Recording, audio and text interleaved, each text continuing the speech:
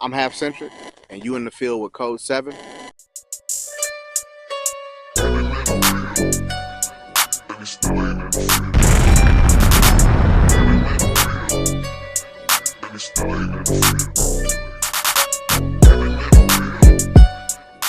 Yeah, man, I got a bunch because I produce and I write. So when it comes to like the production side, God bless him because I know he's going through some things right now. But Kanye West, big, big influence when it comes to production.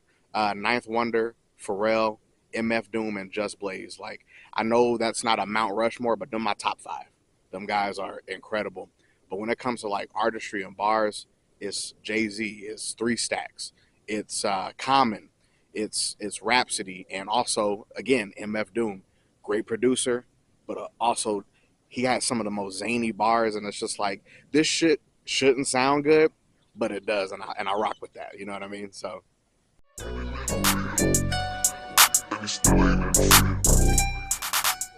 yeah, man. So actually born and raised in Cleveland, Ohio. So Midwest baby, but Vegas is now home, man. I've been out here for over 2 decades now. So this is where I put my roots.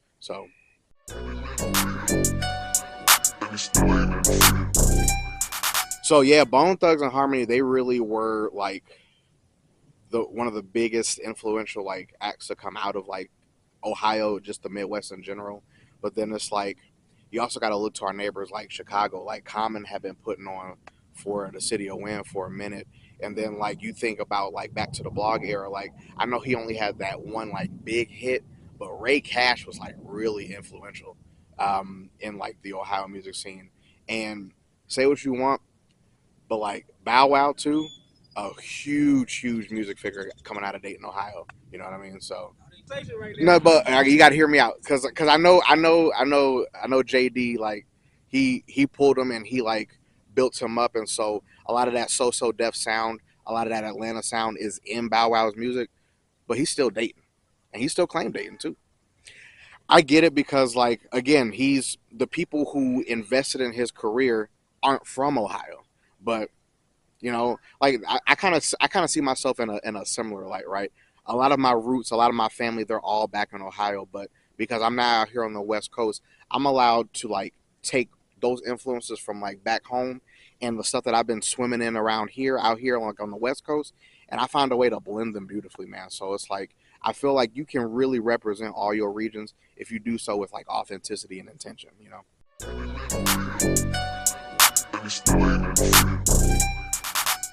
Yeah, if we're talking like, and we were talking about this off camera too, but like Scarface, we got to put him number one. He's the first face on Mount Rushmore because without him, I don't think we really appreciate the genre as much as we do. Now I know we had people before him, like with Grandmaster Flash and like the Furious Five, and then like Slick Rick was a big storyteller, and Nas with easily one of the greatest albums, not just rap albums, but greatest albums of all time, and Illmatic was a period piece of New York in that time. So it breathes life and story time. So we're gonna start with Scarface.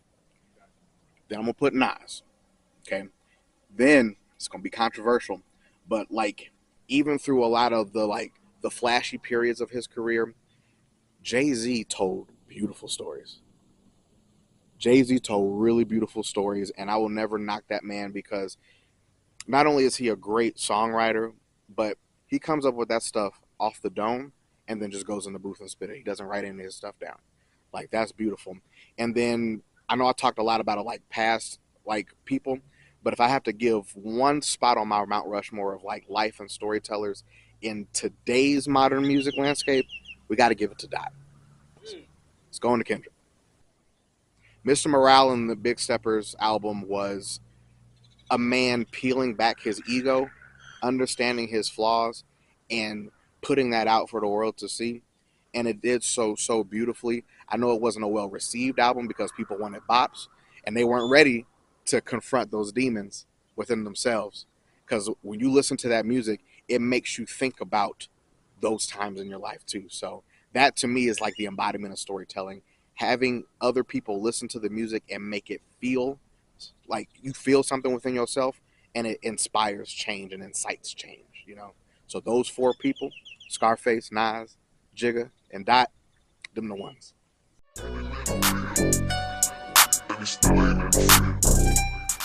I've been studio rapping only since 2022.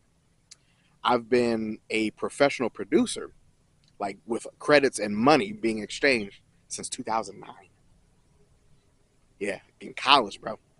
Why did I start rapping? I get this question a lot. I I was really catching strides as a producer, and then my daughter was born, and I stepped away from music. And then one night, I just had this itch, dusted off all the old equipment, started producing again, started reaching out to old connects, starting to build up my profile again, and nothing was jumping off. I understand too that I also needed to like change and grow because all that time away, my style was kind of rooted in the year that I stopped, right? So I needed to modernize. And I said, what better way to modernize and display like my production than to rap over my own stuff? Now, it's ambitious because up until that point, I had never done it. Turns out, pretty fucking dope. So I just kept going with it. So now it's not even a marketing thing anymore. Like, I do still make beats for other people, but like, I legitimately just enjoy writing and like performing. It's become something that's so beautiful in my life. It's like the time where I can be the most vulnerable, I can be the most honest, and I can be the most passionate, and I can do so unabashedly. So I will forever champion performing and writing. Man, it's so good. So.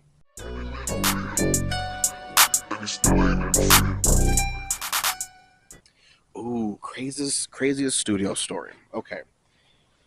Uh,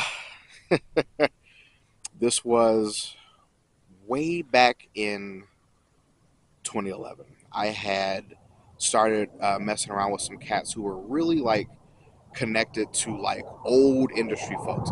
I'm not gonna name drop because it's just not right. I haven't talked to them. I haven't gotten permission to tell the details of the story. So I'm gonna try to keep it as vague as possible. But we are sitting in a room and some major industry cats start coming in. And at the time, I was still pretty like, I was still catching my rhythm with production, but I had mostly just been doing underground stuff. And I sat there and played some beats for them, and it ended up getting me like a pretty major like underground placement back in 2013 with Prime Prolific.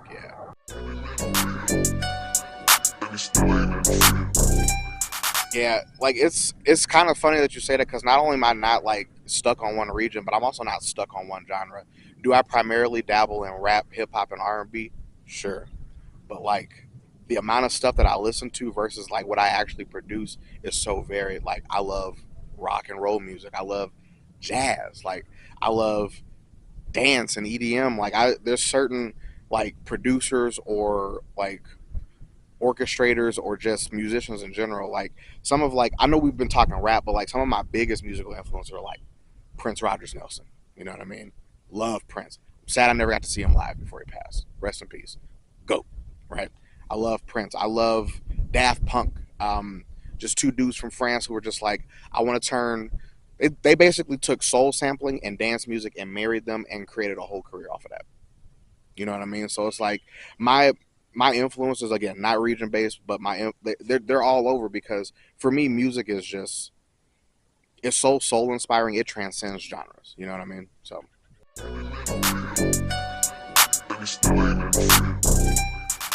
Yeah, so my go-to, especially if we're talking like not rap, and we're going like specifically in the rock genre, I loved Green Day. I loved Limp Bizkit. I loved Linkin Park. There's a group from Australia. They did what's known as like progressive metal, and they're called Wolf Mother. So imagine Jimi Hendrix, but like modern, right? Just a bunch of just dudes from Australia. That's just like I really want to make soulful rock music, and I want to do it in a way that is like beautiful and compelling. So that's Wolf Mother. So like those are like my go tos of like the rock rap kind of soul era because as you know, rock and roll is black music, right? Its roots are in black culture, black history. So the fact that I could find rock acts that were rebellious and punchy and soulful, like your Green Days, your Limp Bizkits, your Linkin Parks, and your Wolf Mothers, like that to me is like the perfect blend of like respecting the roots of the music, but still making it your own, you know. So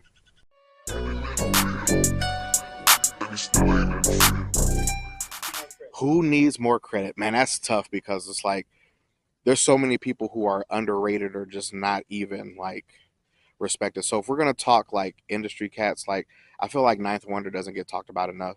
Like the man produced for Jay Z and Beyonce and Mary J. Blige, and it's just like my man's got Grammys, he's got platinum hits, and he was able to take all of that motion from those early 2000 times where he was making all those hits and build his own collective with Jamla. And I don't know if y'all like know like some of the people that came out of Jamla, but like Rhapsody came out of Jamla. Like they got a cat in out of North Carolina named Ruben Vincent coming up. So dope. They got a new R&B cat that they working with called Sweater. I mean, Ninth Wonder's like team and camp is just crazy. And he's like the perfect bridge from like the inception of hip hop because he grew up on all that stuff, like your DJ Primos, your Run DMCs. So he pays homage to all that stuff, but he still finds a way to like be rooted in the sound of hip hop with him being a sample based boom bap producer, but also innovate and find ways to take a very like cultured sound and make it modern. It's just so good. He needs more flowers. Ninth Wonder, look him up.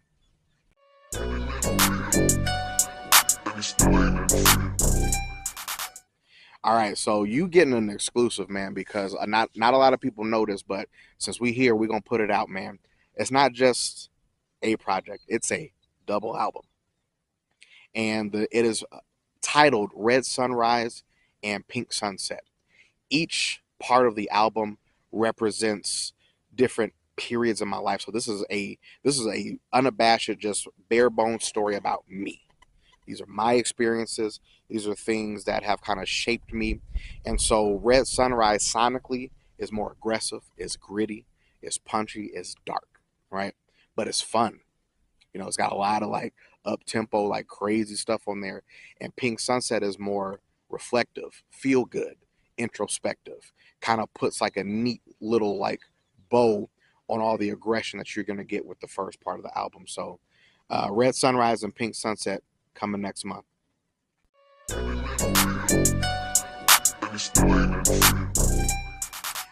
It's actually the first one on our little performance for Orchard.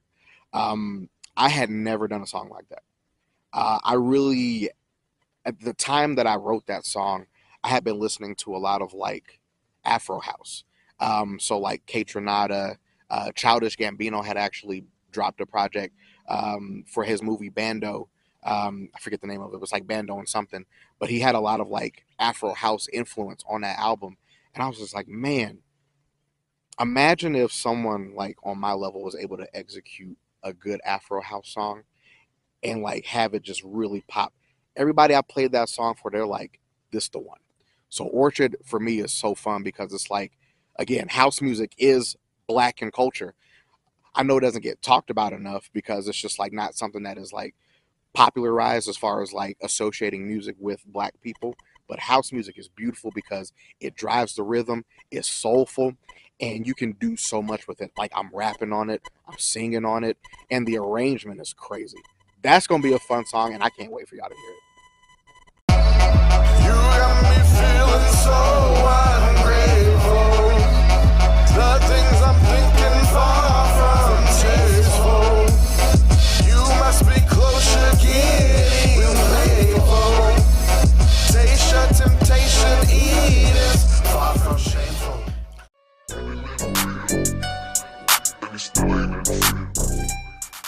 I have a song on Red Sunrise, cut number 4. It's called Hood Dreams. I'm not going to spoil it too much because when you hear it, you're going to be like, wow, I see the vision.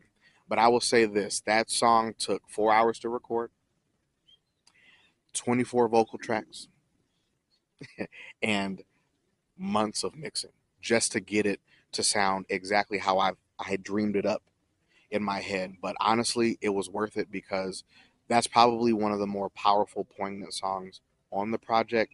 And I think, again, the title may make you think that it's going to sound like one thing, but when you hear it, it's going to really kind of open up the doors to your soul and help you understand that no matter where you are in life, pursuing your dreams is something that you should do.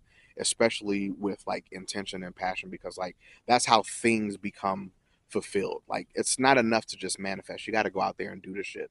So having the hood dreams is fine, but like go get it. You know what I mean?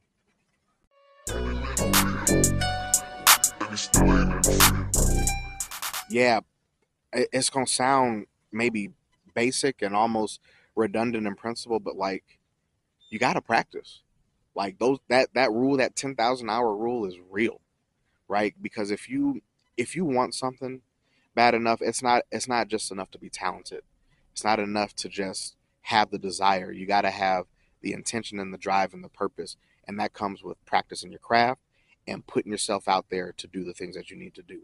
So, baby, if you ever come back and you look at this interview, because it's so funny. It's almost like you're a future seer. She's actually in piano and singing right now. Yeah, so she's starting her musical journey and she's very proficient. So I'm gonna give props to Maya, my daughter.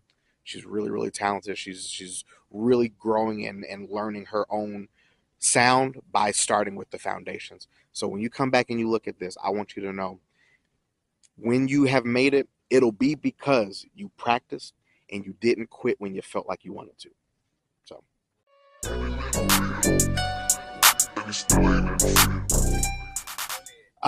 again, I just want to say Pink Sunset, Red Sunrise, they're dropping next month. I'm going to have official announcements coming soon, so be on the lookout for that. You can follow me on IG at Half-Centric.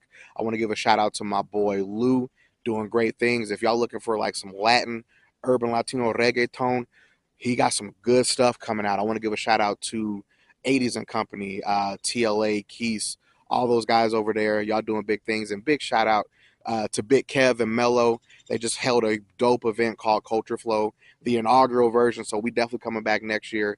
It's going to be bigger and better. And last but not least, I'm Half-Centric, and you've been in the field with Code 7.